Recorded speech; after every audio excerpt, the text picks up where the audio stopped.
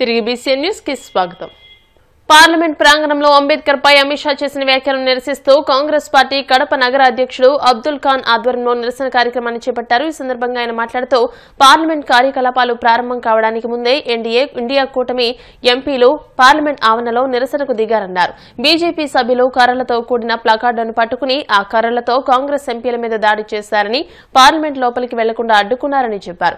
ప్రజాస్వామ్యబద్దంగా నిరసన వ్యక్తం చేస్తే బీజేపీ ఎంపీలు దౌర్జన్యం చేయడం సరికాదని, తక్షణమే రాహుల్ గాంధీపై నమోదు చేసిన ఎఫ్ఐఆర్ ను రద్దు చేయాలని డిమాండ్ చేశారు. రౌడీ రాజ్యం అయిపోయింది. ఈడీని ఉపయోగించుకొని, సిబిఐను ఉపయోగించుకొని వాళ్ళ ఇష్ట ప్రకారము ప్రజల మీద, కాంగ్రెస్ పార్టీ లీడర్ల మీద, మన రాహుల్ గాంధీ పైన తప్పుడు కేసులు పెడుతున్నారు. రాబోయే కాలంలో ఖచ్చితంగా ప్రజలే బుద్ధి చెప్తారు.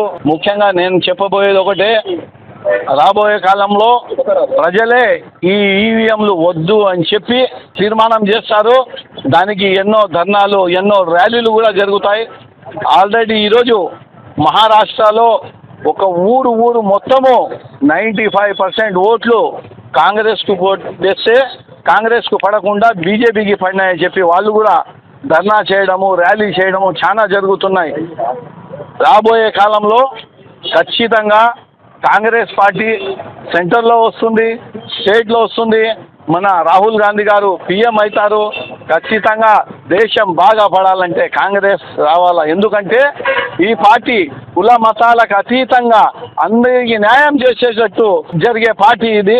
రాబోయే కాలంలో ప్రజలందరూ కాంగ్రెస్ పార్టీని ఆశీర్వదించి ఓట్లు వేయించి గెలిపించాలని కోరుకుంటూ సెలవు తీసుకుంటున్నాను. జై హింద్.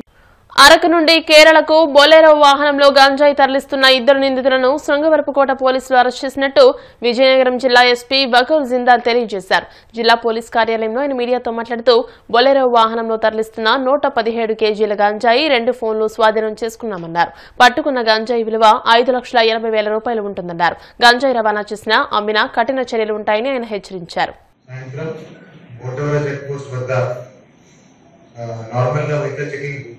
చేయడం జరుగుతూ ఉంది. మనకి వచ్చిన క్రెడిబుల్ ఇన్ఫర్మేషన్ మేరకు నిన్న ఒక బొలెరో మ్యాక్సీ ట్రక్లో చెక్ చేస్తే దాంట్లో ఈ బ్యాక్ సైడ్ ఏదైతే ఫ్లోర్ ఉంటుందో ఆ ఫ్లోర్ ను మోడిఫై చేసి దాని కింద గాంజా దాచిపెట్టి తీసుకెళ్తున్నారు. వెహికల్ చెకింగ్ చేసుకుంటే అక్కడ 117 కేజీస్ గాంజా ఆ బొలెరో మ్యాక్సీ ట్రక్ లో పట్టుకోవడం జరిగింది. బొలెరోలో 2 కేరళ త్రిశూర్ డిస్ట్రిక్ట్ వాళ్ళు ఇద్దరు ఈ 117 కేజీస్ గాంజా కేరళకి ట్రాన్స్పోర్ట్ చేస్తూ మనకి గొడ్డవర చెక్ పోస్ట్ వద్ద పట్టుబడ్డారు. ఈ గాంజా తీసుకెళ్ళడానికి అరకుకి రావడం జరిగింది. అరకు నుంచి ఒక అతను ఒడిశా వాళ్ళకి ఒడిశా సైడ్ కి తీసుకెళ్లి అక్కడ ఒక గ్రామంలో గాంజా ఇప్పించి ఆ గాంజాయి బొలెరో మ్యాక్సీ ట్రక్ లో లోడ్ చేసి వాళ్ళు ట్రాన్స్పోర్ట్ చేస్తుంటే మనం పట్టుకున్నాము. ఈ గాంజా వర్త్ అరౌండ్ 5,85,000 ఉంటది. ఈ కేసులో ఈ బొలెరో ట్రక్ తో సహా 2 మొబైల్ ఫోన్స్, 10,300 క్యాష్ కూడా సీజ్ చేయడం జరిగింది. మాదక ద్రవ్యాలకు యువత దూరంగా ఉండాలని ప్రముఖ సినీ నటి శ్రీలీల కోరారు. శ్రీకాకుళంలో వస్త్ర దుకాణం ప్రారంభోత్సవ కార్యక్రమానికి వచ్చిన ఆమె జిల్లా పోలీస్ శాఖ ప్రత్యేకంగా ప్రచురించిన డ్రగ్స్ వద్దు బ్రో సంకల్పం పోస్టర్లకు ఎమ్మెల్యే గొండు శంకర్, డీఎస్పీ వివేకానంద్తో కలిసి ఆవిష్కరించారు. ఆమెను చూసేందుకు వచ్చిన యువతతో డ్రగ్స్ వద్దు బ్రో నినాదాలు చేయించారు.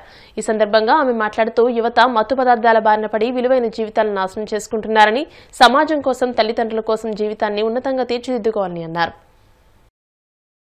సాగు విస్తీర్ణం పెరగాలనే ఉద్దేశంతోనే రైతు బంధు ఇచ్చామని బీఆర్ఎస్ కార్యనిర్వాహక అధ్యక్షుడు కేటీఆర్ అన్నారు. తెలంగాణ శాసనసభలో ఆయన మాట్లాడుతూ 2019-2020లో సాగు విస్తీర్ణం 141 లక్షల ఎకరాలుందని, 2020-2021లో సాగు విస్తీర్ణం 204 లక్షల ఎకరాలని నివేదికలో చెప్పారన్నారు. రైతు బంధు ఇవ్వడం వల్లే సాగు విస్తీర్ణం గణనీయంగా పెరిగిందని, ఇదే విషయాన్ని ప్రభుత్వం ఇచ్చిన నోట్ స్పష్టం చేస్తోందని అన్నారు. బీఆర్ఎస్ హయాంలో 24 గంటల విద్యుత్ ఇవ్వలేదని తప్పుదోవ పట్టిస్తున్నారని, ఈ ప్రభుత్వం 24 గంటల విద్యుత్ ఇస్తున్నట్టు చూపెడితే బీఆర్ఎస్ శాసన సభాపక్షం మొత్తం రాజీనామా చేస్తుందని తెలియజేశారు. నిజాయితీ గురించి మాట్లాడారు అధ్యక్ష. నిజాయితీ గురించి మాట్లాడితే అధ్యక్ష, ఇదే మంత్రి గారు గతంలో కేసీఆర్ గారు ఎంత గొప్పగా పరిపాలించారో చెప్పిన మాటలన్నీ ప్లే చేయమంటే చేస్తా. ఇంత స్పష్టంగా శాసనసభలో నిన్నగాక మొన్ననే కదా అధ్యక్ష మొత్తం ఆర్బీఐ లెక్కలు వివరిస్తూ సావధానంగా ఏం చెప్పారు అధ్యక్ష? సంవత్సరానికి మా ప్రభుత్వం కేసీఆర్ గారి ప్రభుత్వం చేసిన అప్పు 40,000 కోట్లయితే మీ ప్రభుత్వం సంవత్సరంలోనే చేసిన అప్పు 1,27,000 కోట్లు.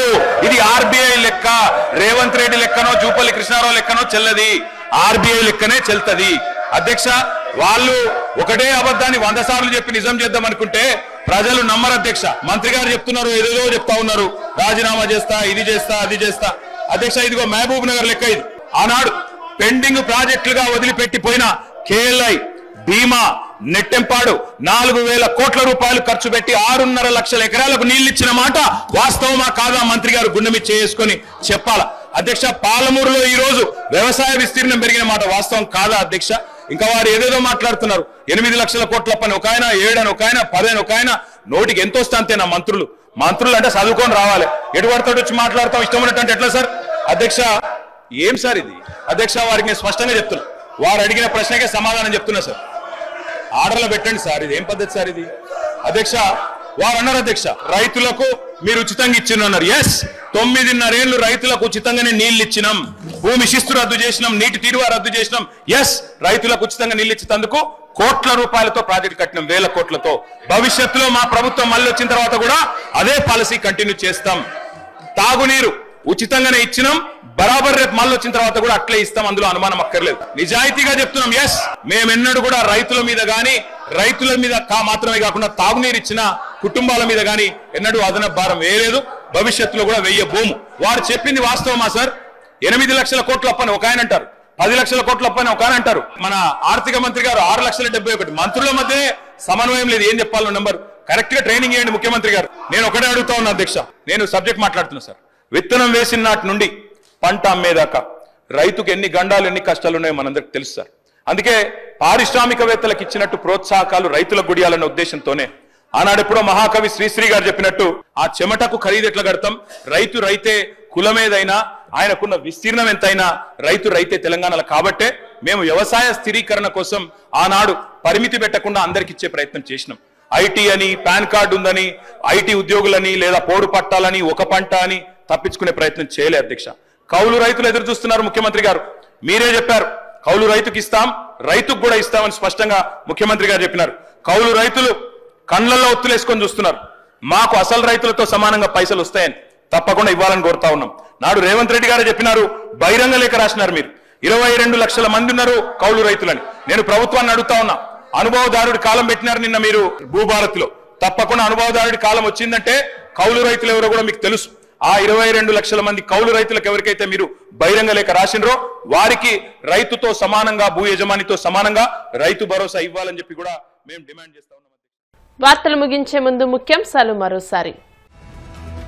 మహిళలకు ఉచిత బస్సు అమలుపై స్పందించిన మంత్రి రామ్ ప్రసాద్, జనవరి నెలలోనే ఈ పథకం అమలు దిశగా కసరత్తు చేస్తున్నట్టు వెల్లడి.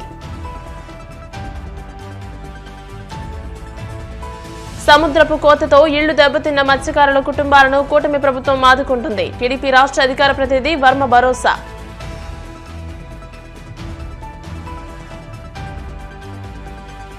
తిరుమల శ్రీవారిని దర్శించుకున్న ఏపీ సీఎస్ నీరబ్ కుమార్, ఆలయ మర్యాదలతో స్వాగతం పలికిన అధికారులు.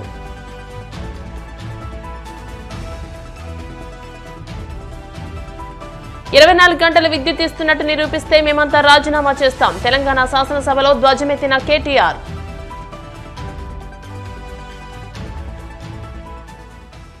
ఈ వార్తలు ఇంతటితో సమాప్తం. మరిన్ని వార్తల కోసం BCN digital YouTube channel, Facebook page ని ఫాలో అవ్వండి. అప్డేటెడ్ వార్తల కోసం ప్లీజ్ సబ్స్క్రైబ్.